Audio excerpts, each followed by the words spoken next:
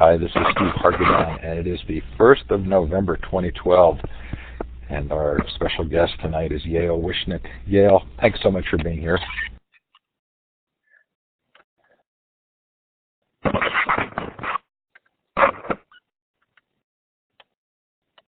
Yale, are you there? Yes, I'm here now. We had lost you for a few seconds there. Oh, good. Okay, the Future of Education is a Web 2.0 Labs project. Thanks to Mighty Bell and Blackboard Collaborate for support. I am on the Hack Your Education tour.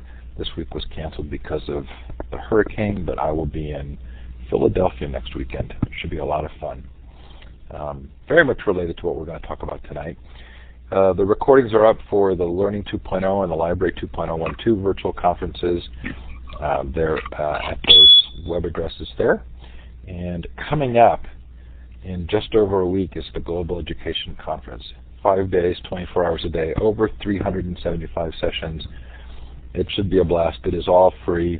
Go to globaleducationconference.com and please do join us. And Karen says no sound, but I'm hoping that that's not the case anymore. Coming up on the Future of Education next week, I'm not sure this is going to happen, but we did have scheduled a Flipping the Classroom session. I do know for sure that on the 8th, we're going to be talking about global competence with Tony Jackson and Veronica, both as part of an Asia Society series of webinars that will go on through this year. Then on November 12th to 16th is the Global Education Conference, and you can see the schedule there. New on the schedule is Jim Groom. Should be a lot of fun. We're going to talk to him about his program, A Domain of One's Own. Cal Newport had to reschedule because of Hurricane Sandy, and he's now on December 13th.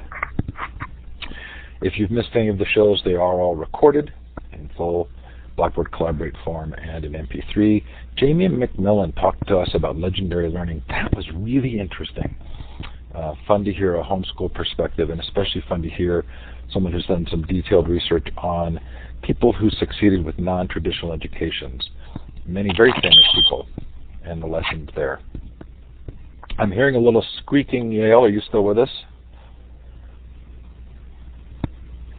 I'm still with you, but I lose you off and on.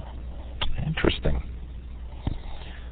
So this is the chance for those of you who are participating to let us know where you're joining us from. Look for the icons on the left of the map, and you want to click on the star icon, the second one down, and then put a note in the chat if you would. Let us know time and temperature. I'm in Park City, Utah, where we have seen that almost foot of snow melt away and back up into the 60s today.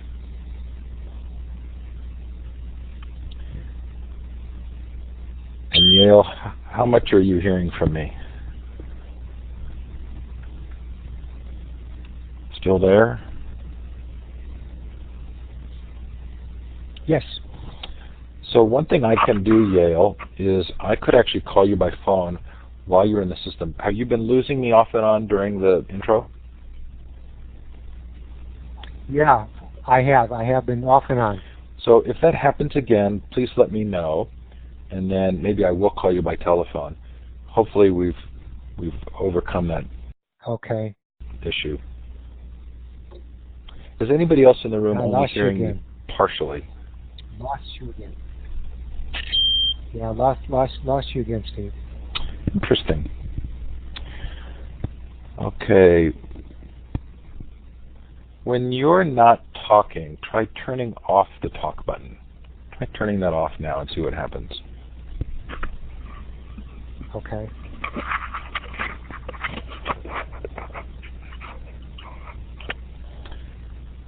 So I'm now talking, Yale, and I'm wondering if it's any better, or if you still end up losing me. To speak back to me, you're going to need to turn the talk button back on. So let's have you try that now. Turn the talk button back on.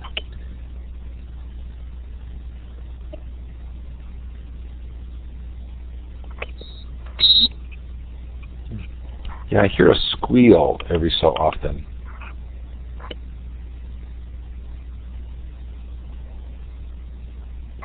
Can you hear me? I can.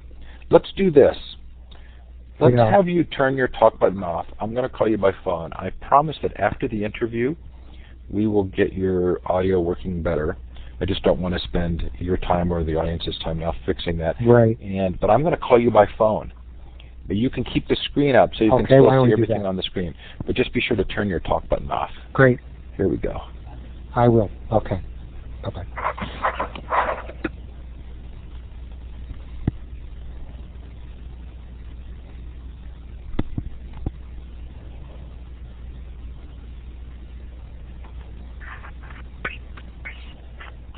Yes, Yale, are you there? Okay, terrific. We've overcome a technical challenge. Yes. Now, am I on speakerphone? No, you're not. Okay, terrific. So I think we're in good shape. Okay, we're going to move right ahead here. So there is a Mighty Bell space for this session. I'll put the link on the whiteboard. This is a content and curation service created by Gina Bianchini. Lots of fun and a good way to collect information about a topic. Please do join us. I put some of Yale's websites and work up there. Okay, so yeah, I found this book absolutely riveting. I've probably marked 30 pages in significant ways and have notes written all over it. And I want to start by making mention of something I've noticed in the last year. And that is that the discussions around politics and individual self-initiative and the lack of substantive discussion in a lot of public spheres seems to have transcended traditional political boundaries. I'm just as likely to read an article in a liberal, from a liberal source about concerns about the government and lobbying and decision making as I am to read it in a conservative site. And it feels like there's something really deeply important going on right now that transcends political boundaries. Have you felt that the reception to your book has also been nonpartisan in that way? In some ways it has. That's an interesting observation because you're absolutely right. I do believe embedded in a lot of political conversation, economic conversation, is some basic patterns and some themes now that are starting to surface. However, it really does require some confidence and faith, I believe, on both sides of the aisle, so to speak, to keep taking a look at it, because I do have colleagues that have absolutely responded the way you've just suggested, but that at the same time I have some very close friends who have not. And I think there's some real apprehension that, particularly on the progressive side, that they may be taken in. That unless they keep their guard for their basic values, they're going to be somehow marginalized or eroded by some thinking that attempts to show some connection between the various political extremes on both sides. And I mean extremes in the sense of not a negative term, because I believe by the people who have some very solid and strong positions are principle directed. So I think that what you're suggesting is there, but it's been more often still. I've seen some real difficulty in penetrating thoughts that would try to take a look at some underlying themes as opposed to holding on to some basic traditional values. I think what's going to be interesting here is to bridge between a number of conversations we've had on this show related to what's called strengths-based education to your proposal around strength-based education. And I think the two are actually not only aligned but sort of intimately tied. But I don't think necessarily that people who talk about helping students develop their own individual strengths are necessarily thinking at this deeper level about a dependency culture and about the importance of freedom and individuals. So I hope that we can make that tie tonight. So tell us what you mean by deficit thinking. Well, deficit thinking is pervasive. That's the first thing. While our focus is certainly on education, and education being a centerpiece, deficit thinking exists throughout society, and obviously because the schools are there to help kids prepare for adulthood, they're going to have it. But deficit thinking is when you have a particular problem that may be a continual problem, and you begin to identify with it as part of your essence, who you are. In other words, I may have, if I'm playing baseball, I may have a problem hitting a curve, but I don't see myself as identifying as my essence, who I am with hitting that curve. On the other hand, when we start thinking in terms of deficit thinking, what's happening, I believe, more and more today is intractable problems start becoming more and more identified with the individual. And if we focus specifically on the schools, particularly kids that are in high poverty areas or schools that are having a lot more challenges, we are now, I believe, through various policies at all levels, beginning to really not see those kids as individuals, but rather as deficits that we must respond to, that we have that we need to take care of, or in some fashion that we need to have some special initiatives to deal with their problems. And as a result of that, at least the way my book and the thoughts that I'm attempting to present is that not only are we not really helping these kids, but rather we're creating a dependency state, because I believe once you begin to identify individuals as their problems, then really solutions become very limited and narrow. I think part of what I found so intriguing in the book is that there are many people who would agree with what you've just described, and certainly it's been a part of the strengths-based discussions that we've had here.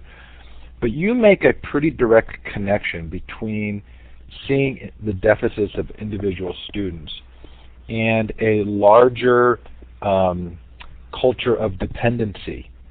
And in some ways, there's kind of this catch-22 of, these are my words, not yours, and I hope you'll correct me. But my sense is that a lot of the students are coming out of schools feeling like they're not smart enough.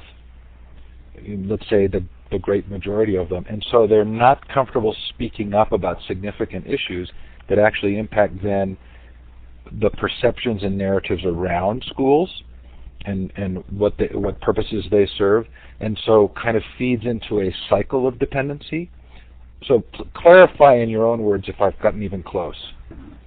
No, I think you're close, but I think we also have to, when we start talking about students, we also have to place teachers in there. The reality is that when state governments, when the federal government begins to categorize various schools, the condition of kids in certain schools around the country, those categories take on a lot more than just symbolism. And the teachers, the administrators, parents, community, even the politicians in the general area all begin to see students and the school in deficit terms. And the thing about it is that the irony to this is that as whether it's teachers or kids or the school itself is viewed as a deficit, we then feel more and more obligated to respond. Good people want to help. But the difficulty is when you are viewing individuals in a deficit perspective, that help really is counterproductive.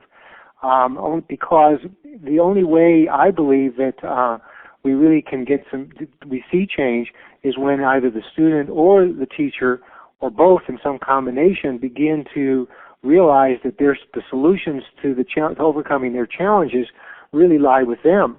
And to your greater point about the schools, this book was developed after 5 years of work, 2.5 years where we were with the Gates Foundation and 7 of California's highest poverty, lowest performing schools, where we learned a number of things about why strength-based thinking and deficit thinking are critical to any kind of school change that's authentic. But then also I spent a couple of years looking at the founding of our country, in terms of going back to a question of, were we always a deficit-based country, or were we in fact at one time a strength-based country, and what happened? And I believe that there was some dramatic shifts in thinking, and as a result of that, our schools, especially with over the last 30 years, when you take a look at changes in attitudes towards schools and the responsibility society has, instead of looking at schools from a strength-based perspective, more and more the deficit model has become entrenched to the point now where, like a fish in the tank in the water, we don't even know we're there at this point. And when you begin to talk in terms of deficit terms, you get some knee-jerk reactions and some real defensiveness on the part of a lot of players that I personally witnessed until I realized how we ought to approach it, and that took a lot of pain and suffering to finally get to that point. So Dick Gale came on the show, and he followed you at California Teachers Association, right? I think Correct. He actually introduced the two of us. And what was intriguing to me was, at the time, I was very interested in this idea of positive deviance, which is something that you spent a lot of time looking at, and I think most people would say is a very kind of progressive way of thinking about change. And it's nice that you have this background of having done this kind of work with schools, because I think your larger message, that this is an environment we're swimming in that we don't even realize, would be one that would kind of provoke a defensive response. And isn't that part of how bureaucracies stay bureaucracies? Yeah, it is. The real focus here is it came through some very difficult times that we approached, because this whole effort, this line of thinking, was based on our work in attempting to improve the high schools in California with the Institute for Teaching, and it was based on the Gates grant, and we spent about 2.5 years. We had quite a bit of money, and I had always been of the position in my 30-some-odd years of working in teacher associations and with educators that if we had sufficient funds, that's all we really needed, because you really needed to have the opportunity for teachers, obviously, to be released, to have substitutes, because they could not do it during the day. And you really can't expect someone to do it after the day, and you need to compensate folks.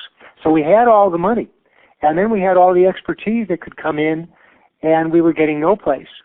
And or there was a lot of dissension and conflict, and we finally realized after 2.5 years, that we were telling teachers, like everyone else really that's interested in improving schools with very good intentions, something's wrong with you.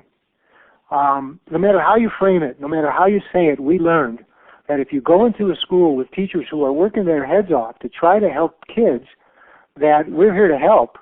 No matter who you are not going to be very successful, because you are approaching it from a deficit perspective. And if you take that one idea and you replicate that everywhere, you finally realize why there is so much resistance. And that's what we learned. And it was only when we discovered that we need to turn things on its head and not just come in and say, well, you all have strengths, but really, really believed it, that in fact a school which had been categorized by all measures as being unsuccessful had some great things going on there. And that's what you focus on. And when you do that, it changes everything. It's that whole adage, you get what you look for. And in this case, regardless of whether it's an appreciative inquiry, a cognitive model, or positive deviance, a behavioral model, or whether you do a paper and pencil analysis of talents, with teachers or students, right away you change the conditions. And I'm for one, not so much in the area of pedagogy in terms of how we deal with strengths, but rather the whole approach to how we look at our educational system has to consist of a strength-based approach. And otherwise, you really are fooling people in the long run. You have to really come at them and let them know they're in charge and that they have great things going for them. And then you have to figure out ways that they can then take advantage of that to begin to establish a foundation to build from, which is strength-based. Again, I'm just going to compliment you on bringing these threads together and recognize that if the audience is hearing this for the first time and I'm not doing a good job of tying this together, we'll go to Q&A and you can ask questions. But part of what you brought together for me was if we look at this culture of dependency, which benefits what you call profiteers and politiers, sort of a group of people who benefit from our being dependent. I think the normal dialogue would move from there towards a kind of Ayn Rand individualism. Mm-hmm. And when you make the connection to positive deviance and being supportive in that way, it feels like you avoid sort of easy categorizations of that we would normally think of as liberal or conservative solutions. I want to describe a dynamic and have you tell me if you think I got it right. So it feels like there's an original intent. We have an outcome, a valuable outcome, and we have a choice either to institutionalize the process or to institutionalize the outcome. And the Constitution of the United States was an institutionalization of the process, but a lot of what we see today are attempts to institutionalize outcomes. So, and maybe another way to distinguish those would be a focus on principles and a focus on rules or regulations. And that the result of trying to institutionalize the outcome is that that can often lead to the institution thriving on failure, right, in order to continue to justify its existence. And so like the prison system, or like you mentioned in the book, the diet industry, there's actually kind of a perverse incentive for people to fail. So again, your feedback, and am I close? You're very close. You're right on target. Spot on. That's a great assessment and an analysis of it. And the thing is that it is destroying that which those that are so committed to doing their very best, and we don't realize it. We're so caught up in doing good that we don't see that we are creating this dependency state, which ultimately is going to result in the opposite of what we really are after.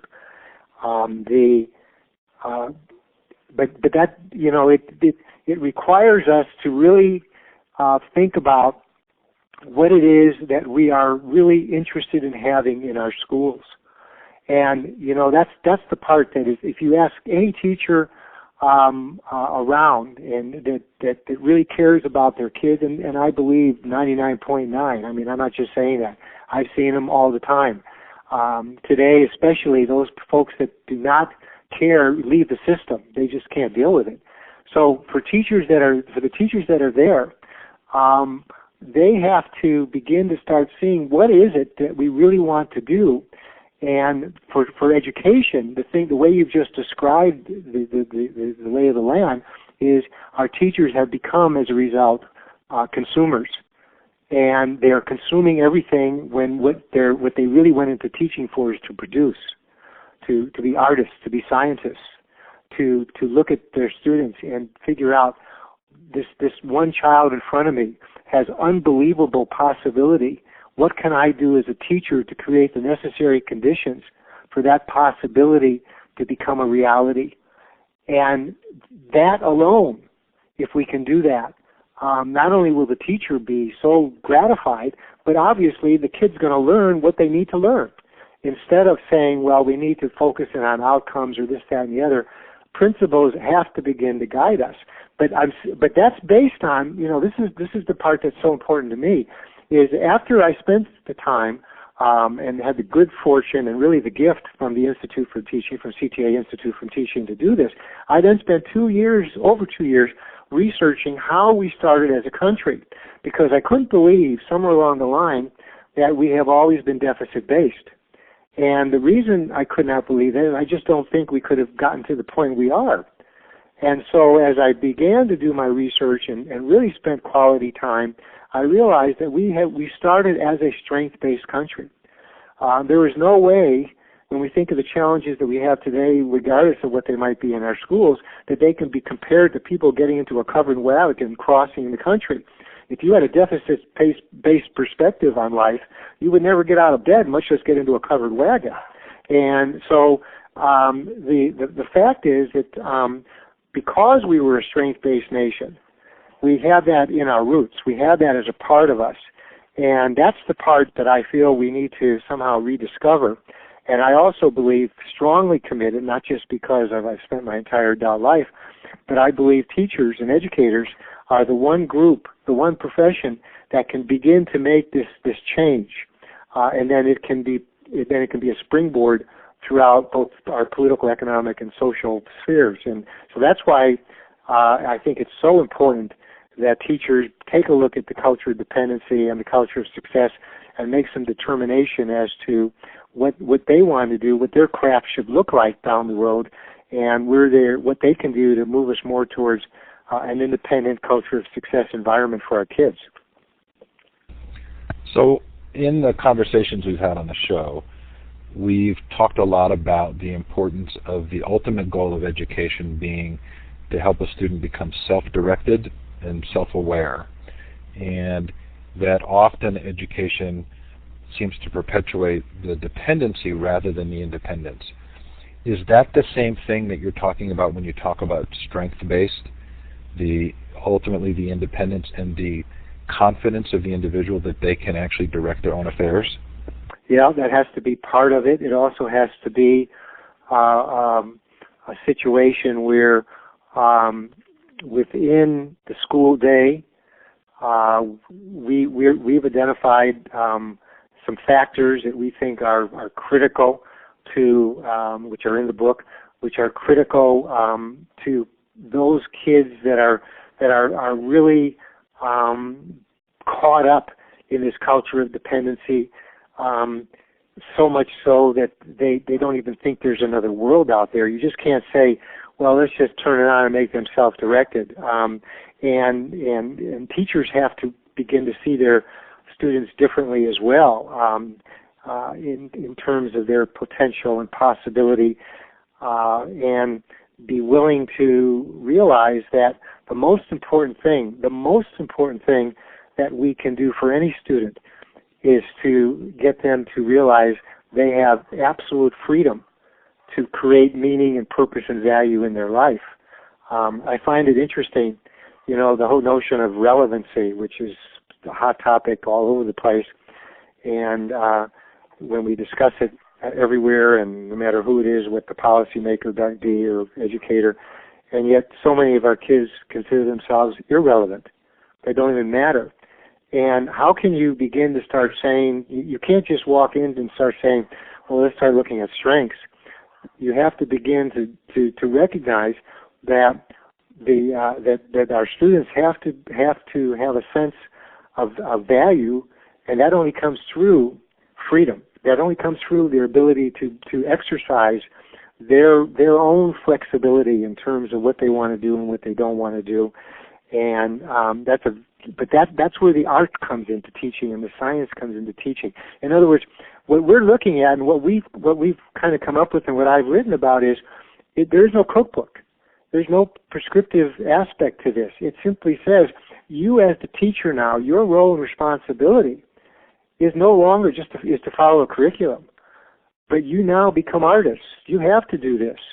And once you begin to become a little bit better at it and you talk and you have conversations with colleagues and all of those sorts of things that go on, then you'll start getting some patterns and some themes that start developing, and you'll enrich your own ability to learn how to do this. But this is a situation where, we think in terms of deficits and strengths as being opposites, and they're not. The opposite of strengths is chaos and incoherence, and the opposite of deficits is chaos and incoherence. It's confusion, it's disorder, and what's happening is with so many of our kids, particularly those that are on the edge and are most vulnerable, they have all this confusion in their life, and what we have done is we've filled that with a deficit model, and they've hung on to it. They've either become victims, or they play the game, or they know how to game it as much as they can, as opposed to taking all this disorder and this confusion in their lives and begin to start framing it around strengths. And I think by that kind of an approach, we have a better chance of really bringing about some authentic changes in the school system. But it's not something I have or anyone else has. Teachers have to begin looking at it. It's just recognizing that deficit model, as you said initially in your comments, is pervasive. It's a solid thing, and it's hard to penetrate. So Durf makes a comment in the chat that do this in K-12 and you'll get laid off. So I think the difficulty of the pervasiveness is that this isn't just a world in which students live. It's a world in which the teachers, the administrators, and the parents live in this world as well. So is it fair to place the burden squarely on the teachers, or does there need to be more of a combined effort? And if so, how do you even get started?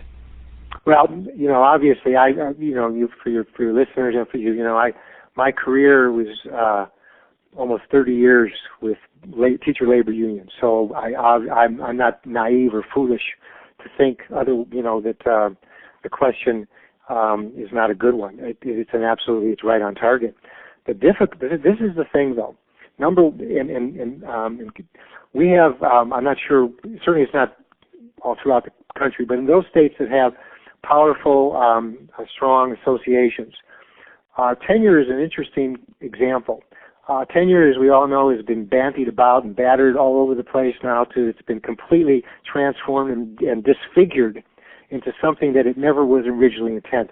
The purpose of tenure was never to protect bad teachers. The purpose, as you probably are very aware, was to protect the good teacher. That's why we have tenure. That's why tenure was placed on the books, if you read the original legislative intent.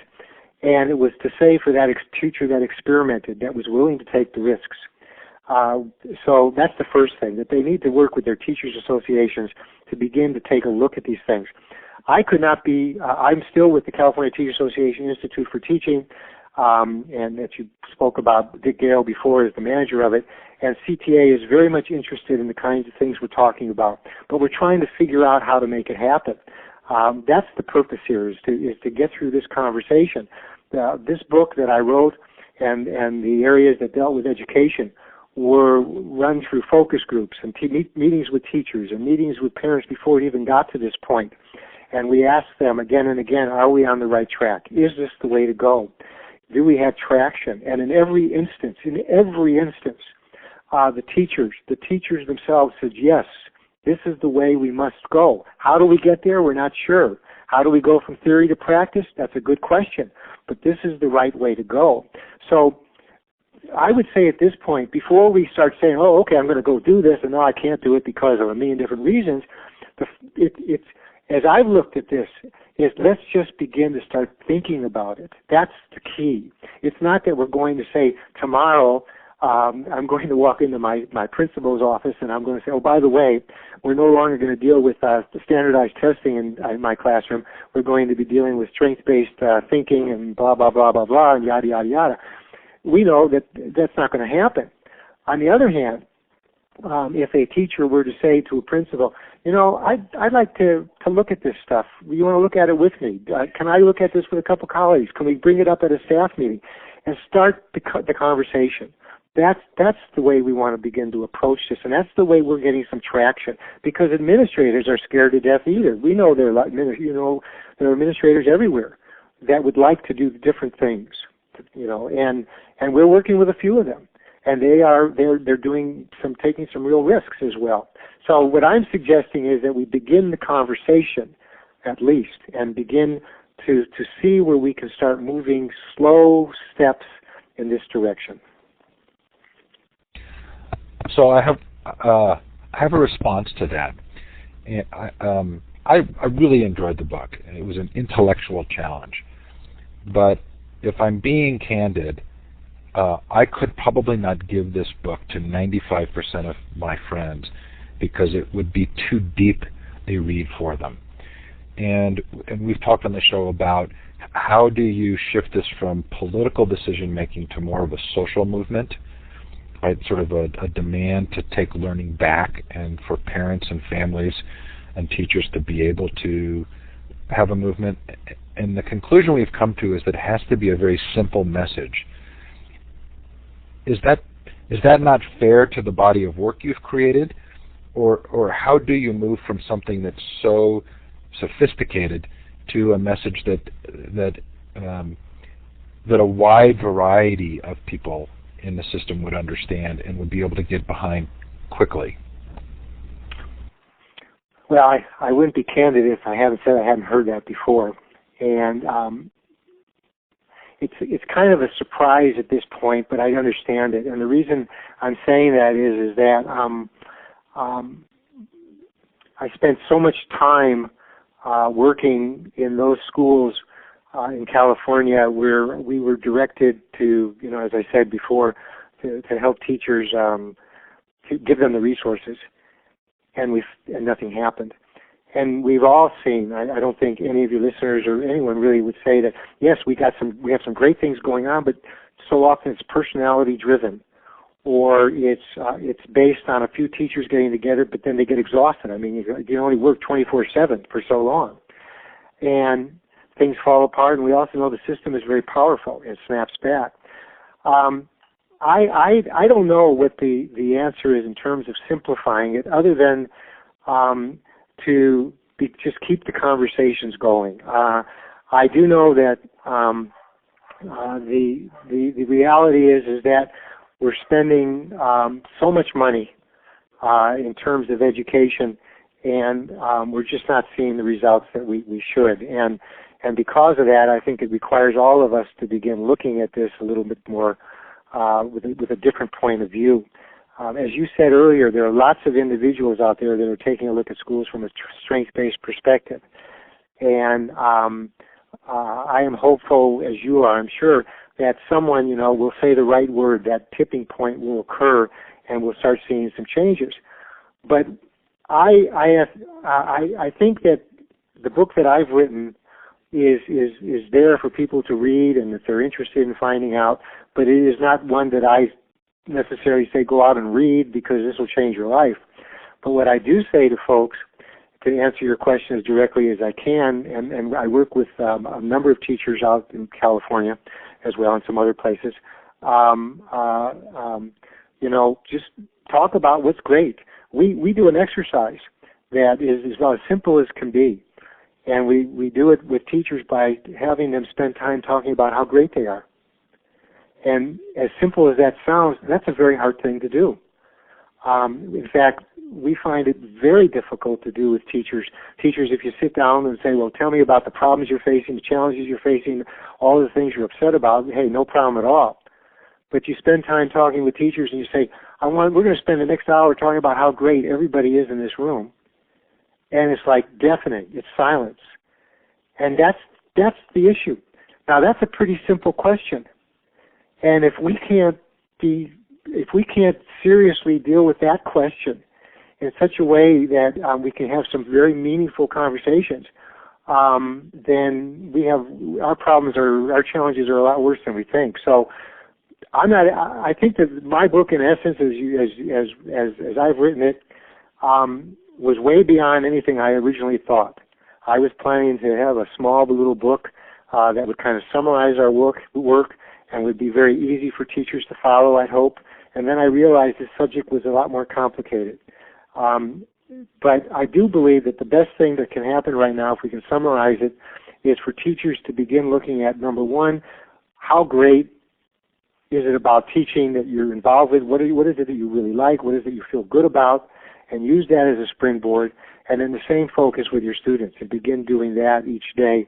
and asking them very simply, in terms of the subject matter even, what is it that's great about this subject matter? What's going on here you really like? What do you feel comfortable with? Reframing the questions in such a way so that when the kids come into the room, at least, they don't have to feel as if they are not going to be able to answer the questions, because they can answer those questions. And that's how I would approach this topic right now. And as someone said to me the other day about my book, he said, this isn't a page turner. And I said, what do you mean? He said, well, I got to pick it up, put it down, pick it up, put it down. And it does not read like a mystery novel, that's for sure. So Kirsten Olson came on the show, and she wrote a book called Wounded by School. And one of the things that was so valuable about that discussion, based on research she'd done when she was at the Harvard School of Education, was identifying that teachers themselves are also wounded. And I guess it maybe doesn't surprise me that educators would have a hard time getting started that conversation about what they do well, because my guess is that they mirror or reflect the same sense of failure that a lot of students feel. I want to propose an idea and see how you respond. So in the homeschool community, there's this question of why people react so negatively to homeschooling. Right? We have a huge percentage of students who drop out of school or fall through the cracks, and it doesn't really incite strong emotions in most people. But if you have a family say they're going to homeschool their children, it typically creates quite a reaction. Is there a genetic sort of human component to conformance that plays into this deficit thinking and this dependency culture, where we're afraid to think of doing something different because everybody else is sort of buying into the same story? It's almost like a universal groupthink. Well, I don't know. I do know that we have tied ourselves so closely to some ideas and thoughts and rules about the way their schools should operate, and we now have forgotten that we created all of that. I write quite a bit in the book about David Bohm, the physicist, in terms of his ideas, and I think this gets to a little bit of what you're suggesting, the thoughts, how thoughts are developed, and how we develop our thinking, and then how all the concepts that we live by. And what's happened in education is that we have created, whether we call it a bureaucracy, whether we call it this system or this institution, whatever it might be, of rules and regulations and understandings, and take it for granted, and procedures and practices, and we act as if now that is separate and apart from us, that somehow it's there and was created not by us but by some alien force that came down and said this is what schools should look like, and we have forgotten that we created it. We're part of it, and I think the message is to say very clearly is that none of this is the way it has to be, or ought to be, or even should be. There's no reason for any of this. And there's no logical model that says it is. There's no way you can prove it is, because you can't go back and you can't prove a negative, and there's no way to suggest that somehow what exists today in our schools is the way it should be. I do object to describing our schools in any way in deficit terms. I don't think it does us any good, regardless of what the source is. I don't see how anyone can suggest otherwise. Simply describing a problem in the greatest detail, whether you're from Harvard or any other institution of higher learning, whether you've had 35 years in education or 2 years, whether you're the department, whether you're in charge of the Department of Education, or whether you're a principal. The fact of the matter is that you're simply an expert on the problem, and we don't need any more experts on the problems facing education. We need experts on solutions. Dropout is a classic example. We have more information. We could fill 10-story buildings with all the reports and studies on dropouts. We know everything there is to know about dropouts, but we know very little about why kids stay in school, other than someone's opinion, and that's what we were learning, of course, through the Positive Deviance Project. But the homeschooling thing, I welcome it. I think it's great. I think if parents feel really good and their kids feel really good, then we should feel really good. And what we should do is find out why they feel good, not reject it out of hand or become defensive. I want to know why a 12-year-old child feels really good about what their mom or their dad or both are doing in terms of their education. That's the part that I want to know. And I want to know what the mom and dad think about what they're doing and find out what's really good. What is it that's going on in this environment? And then learn from that. And if I'm a teacher of 35 kids in my room, or 30, I want to be able to use that knowledge and information with my kids. And that's the kind of information and knowledge that will help us. And that's the approach I think we have to take. And I think it also suggests some of the reasoning why the deficit model is so deep, that we simply think we can describe in detail and try to compete with one another as to, I'll tell you how it's really bad, and then you tell me how it's worse, and then someone else will tell us how it's even worse, and we'll have more case studies and more case studies, and by the time we're finished, we have nothing but absolute failure as a foundation to try to build wonderful schools on. So, again, my view on it is that whatever the alternative is, let's study it, let's find out about it, and let's make our schools better. The reality is you're not going to be able to have homeschooling, charter schools, and alternative schools, and private education in a country as vast and as diverse and as wonderful as ours is. You're going to have and continue to have an educational system that's been set up called public education. It's just a logical kind of conclusion. Therefore, let's try to make those schools better, not by rejecting these alternatives, but finding out why they're working, what's going on there, and then bringing that great information into the public schools. So I'm interested in how you would describe the work in this book, because while you're saying it's really important not to be critical, but to move forward using the positive deviance model and building on the strength, you do in the book kind of have to explain the negatives of a dependency culture. So it feels like you do some explaining to provide context, which is critical, but then as a solution you move in positive ways. Is it okay then to look at schools with the same kind of intent to be objective, but make sure that the solution is positive? Well, in some respects, we have to understand what a dependency state is. We need to be able to clearly be able to describe it and feel knowledgeable about it, so that we're able to understand what a culture of success is. And I think that's critical from at least a serious attempt to understand the distinction from a culture of success or culture of dependency, because it is such a volatile issue to begin with. And my intent to write this book was not to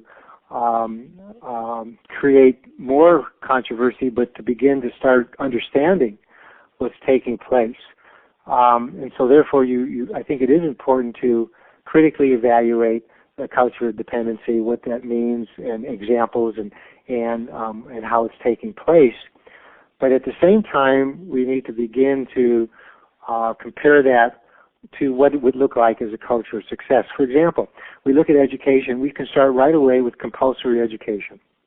Compulsory education, by definition, is a deficit model. It says that kids won't come to school. Therefore, we need to make a law. Now, I know that your listeners or anyone else around would say, are you nuts? I mean, you have to have it. Otherwise, they wouldn't come. And I don't know if that's the case. And even if it were the case, it's still the deficit model. So, therefore, we have to begin to realize that when we start talking about deficit thinking, we have to explain it. We have to understand it. Why do we have compulsory education? What is it needed for? And the fact of the matter is, if you have 30% dropout, is compulsory education even a useful measure anymore or useful methodology to try to get kids in school? So it's that kind of conversation that we're not having. And so that's why I think it's important to at least try to explain to people in some detailed fashion what we mean by dependency. And it is hard because even since writing the book, realizing how serious this issue is, almost it is becoming so seductive. And the dependency model basically destroys initiative. It destroys us every bit of our human potential and capital to do things great. And to say somehow that our schools should move in that direction, I think, is very dangerous. The whole idea that we now say, and it's conventional wisdom is very clear out there, that poverty is one of the key factors for why our kids are not doing well in school. Well, yeah, poverty exists, but that is not the reason why kids aren't doing well in school. Poverty is part of the mix, because if we can identify kids with the same exact conditions, in other words, no real distinction, no silver spoon, and this kid is not only are they in poverty, they may not know where they're going to sleep tomorrow night, they're in an abusive home, there's violence, and yet that kid is doing extremely well in school. Why? Because there's potential there. And so therefore to somehow suggest poverty, well, we now are dealing with poverty and we're not dealing with our children. And yet if you look on the blogs and you look around now, well, poverty is the real issue and all of that, and I reject that. That is deficit model. And you can go on and all the other reasons. Now, back to the whole idea that the opposite of strength-based is an incoherent confusion and disorder and chaos. Poverty plays a role, absolutely. But it's how we deal with that chaos that is the real factor, and that's the real strength, that's the real potential that teachers have to work with. And if you use on a strength-based approach, I think you can be much more successful than saying somehow, well, poverty is a reason why our kids aren't doing well in school. I don't think I'm hearing you say that poverty is not an issue. What I think I hear you saying is addressing poverty is not the solution. That's fair. Is that That's fair? fair. That's right. Poverty is part of the mix, just like a lot of things are part of the mix. But to somehow suggest from a public policy perspective that poverty is the reason why our kids are not doing well in urban schools is no different than the Department of Ed or someone in California calling these schools war zones. The fact of the matter is it does no good, I believe, to simply say poverty is the reason or poverty has some causation in terms of what's going on in our schools. That's a deficit model, and it does no good, because what happens at that point is that we simply direct our energy towards somehow fixing the deficit. And I believe that doesn't work. I don't think there's any evidence to show that going out there and attempting to fix problems in that kind of fashion is going to solve the things for our kids. I think what we're talking about at this point is viewing our children from a strength-based perspective regardless of what their condition is. Now, again, that goes back to the teacher as the artist and the scientist. Of course you take everything into consideration. I'm not suggesting that in a callous fashion that we don't, but I think it's to view a young man or young woman in a situation that from a dependency state, that they're coming from a impoverished home or from a violent home or from a home where they're not sure where their parents are going to show up, in a dependency state is worse. I don't think that's in their interest, and I don't think it solves anything in terms of improving a lot for our kids. And I don't see any evidence to suggest otherwise. Well, if I read the book correctly, the difficulty there is that identifying something like poverty as the issue to solve continues to place the bureaucracy at the heart of the solution. But that's clearly a nuanced topic, and we're right. Pretty much out of time. I want to let you know that I took two things away from the book that really helped me. So one was just the recognition of the dependency culture, kind of the ways in which there are incentives for politicians and profiteers to promote a dependency culture for their own gain. I thought that was really helpful. And then the second was using positive deviance as a strong guide toward how you solve. Those two things really have made a difference for me. And again, I want to express appreciation for the ways in which you kind of took this conversation for me across traditional boundaries to think about it at a much deeper level. I am really curious still at this point to think about how would you help that family, low-income inner-city family, regain a sense of control, or that low-income student, and I feel like that's still unresolved for me. And it's unresolved for me as well. And I think that's a nice way to kind of summarize this. This is an unresolved issue, and it gets back to the notion of if it wasn't, then we were fixing it. In other words, we would still be viewing it as a deficit.